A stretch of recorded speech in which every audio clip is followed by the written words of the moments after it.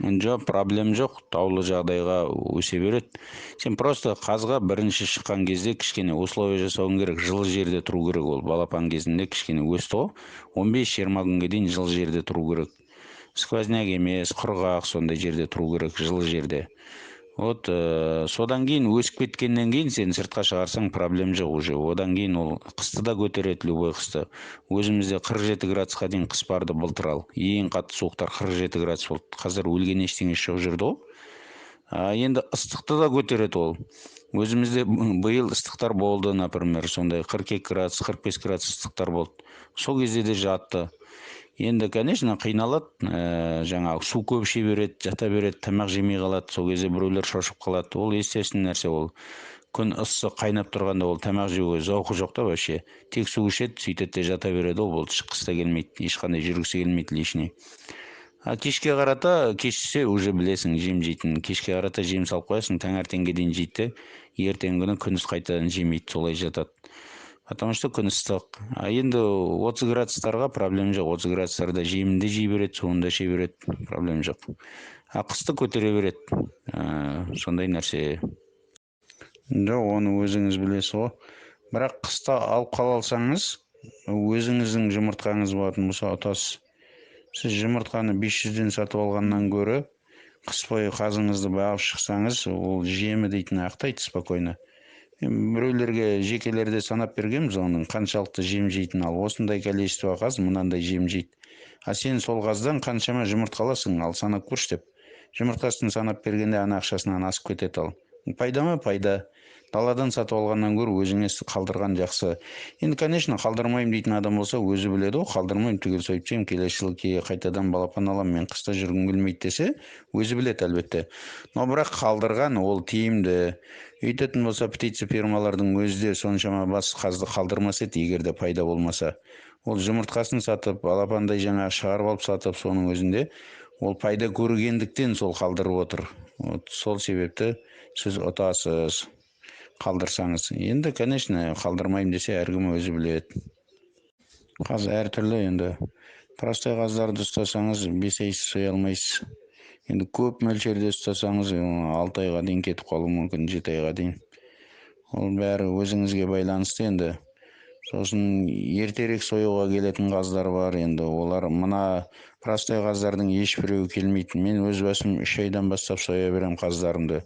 3 айда сіз сол простой қаздардың 6-7 айда беретін салмақтарын беріп тастайды біздікі 3 айлық кезінде.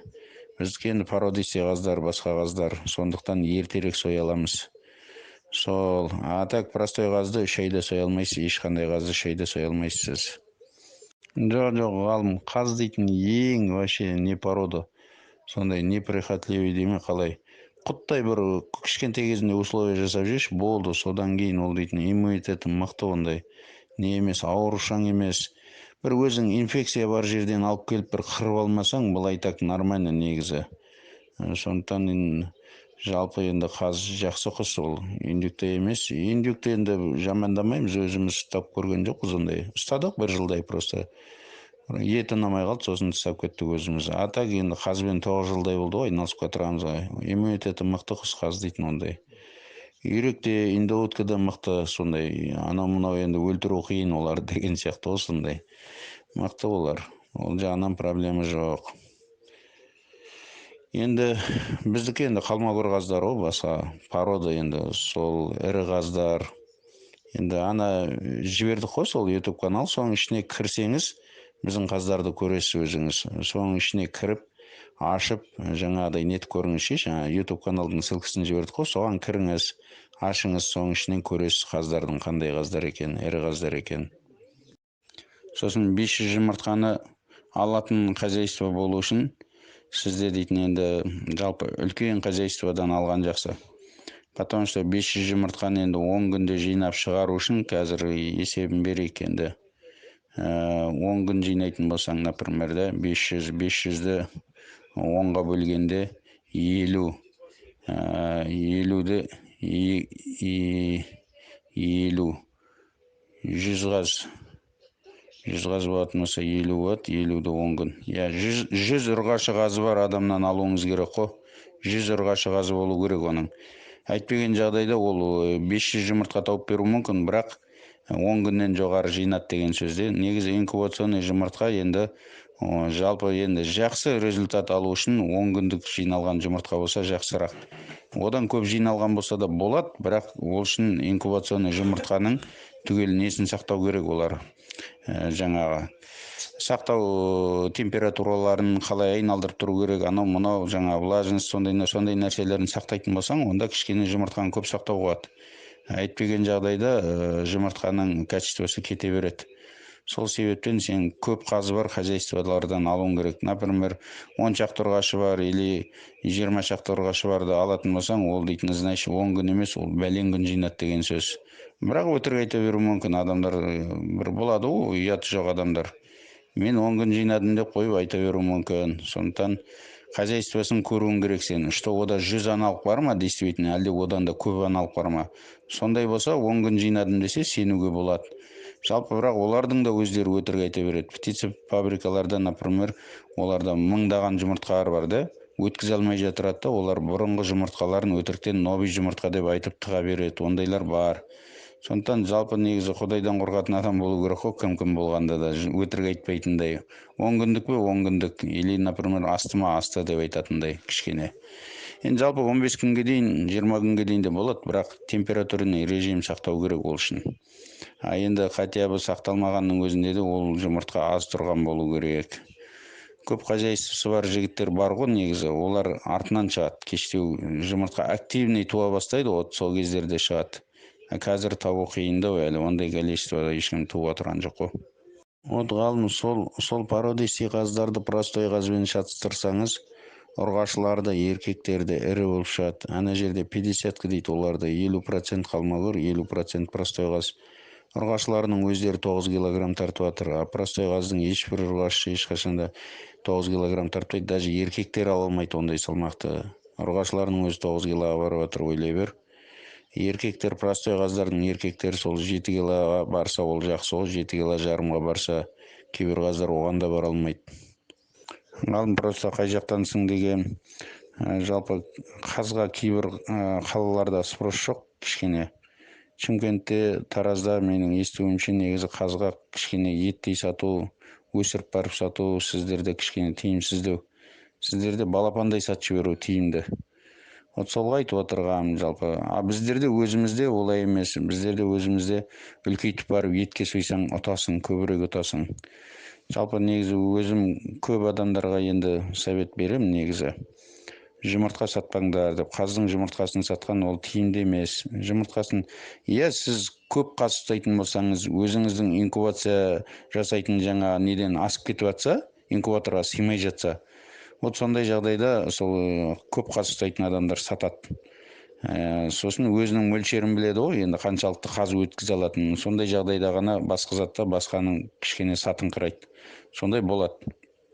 Енді азымыз қаз ұстайтын адамдар негізі жұмыртқа сатқан тиімді емес ол.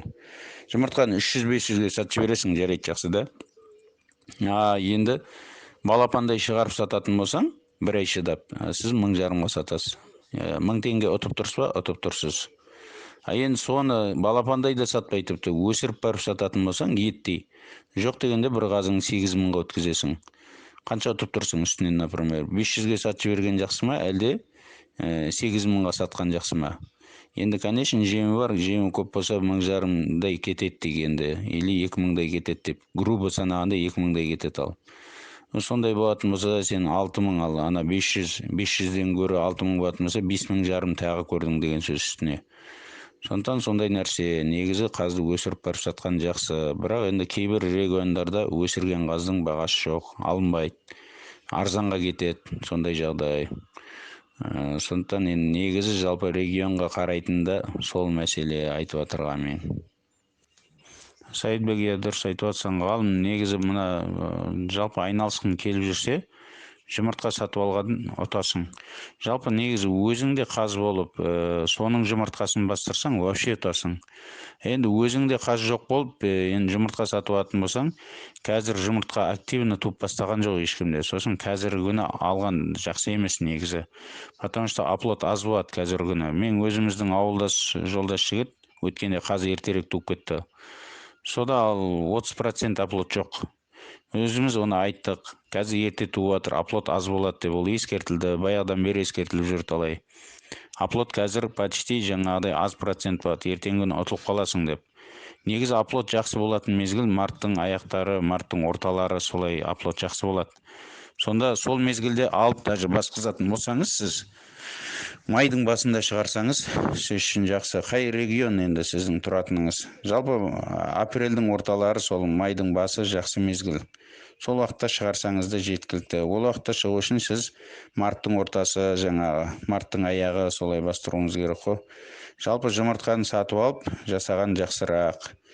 Потому что жұмыртқаны сатып алып жасайтын болсаң, енді не қанша процент ал, например, былай қарағанда жұмыртқа әртүрлі регионда 300-ден бастап сатады, 500-ге дейін сатады. Сол ең қымбаты 500 ғой. Кейбіреулер енді 300-ден сатады Шымкент жақта. Сондайдан сатып алатын болсаң, енді балапанды сатып алу 1200-дейгі арзан жері, ең арзан жер. 1500-ге дейін кетеді ал. Сонда 300-ден сатып алсаң, сен қанша? 4 есе ақшаңды экономить етіп тұрсың ғой, балапан сатып алғаннан гөрі. Сондықтан сізге, конечно, жұмыртқа сатып алып, соны инкубация жасаған абзал. Сосын жайлап анау-мынау процесстерді үйренесің. Артынан жұмыртқа инкубация жасап көрмесең, әлбетте ол оңай емес. Бірақ айтамыз, көмектесеміз, проблема жоқ ол мәселеде, егер де сондай нетіп атсаң. Сосын 500 жұмыртқаны сыйғызатында инкубатор болу үшін сізде тауықтықмен жоқ дегенде 1100-дей жұмыртқа кететіндей сондай инкубатор болу керек. 1200-дей, например. Соның ішіне 500-дей кетеді қаздықмен. Сондықтан сондай нәрсе ол оңай нәрсе емес, ол үшін сондай инкубатор керек. Уағалейкум ассалам. Ерте жатып қалып, жаңа ұрақтап тұрып жатырмын. Негізі мартта туады менікі бұрындығы. Көбіне сөйтіп жүрді, мартта туады. Шерезден туады ғой, маған қаз туғанда шерезден. Білетін боларсың. Март айы туады, апрельде жатады. Майдың 5-терінде шығарып жүрді қаздарым менің. Майдың 5-терінде. Сол ең ерте шығарған соң майдың 5-терінде қаздың балапандары өріп жүрді әйтеуір менде. Одан бұрын апрельдерде қазын шығарып көрген жоқ менің. Осы 30 жылдың үстіне баққан екенбіз сонда әйтеуір. Майдың 5-інде шығарды. Ilk шығарғандарды.